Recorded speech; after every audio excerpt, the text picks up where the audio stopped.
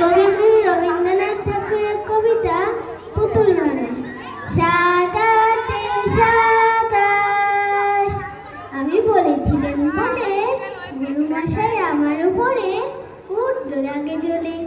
মা গো তুমি 5 পয়সার এবার রাতের দিনে খেতে রঙিন পুতুল খানি আপনি দিলে কিনে খাতার নিচে ছিল ঢাকা। দেখালে এক ছেলে গুরুমশাই রেগে মেগে ভেঙে দিলেন ফেলে।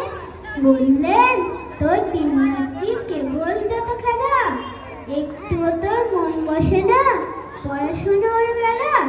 মা গো আমি জানাই কাকে, ওর কি গুরু আছে? আমি যদি নালিশ করি এক্ষুনি তার কাছে। কোন রকম খেলার পুতুল নেই কি মা ওর ঘরে? সত্যি কি ওর একটু মন নেই পুতুলে পড়ে?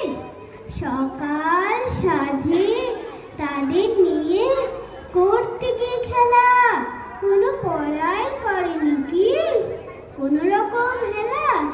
ওর যদি সেই পুতুল নিয়ে ভাঙে কেউ রাগে, বল দেখি মা ওর মনেটা কেমন তরু লাগে।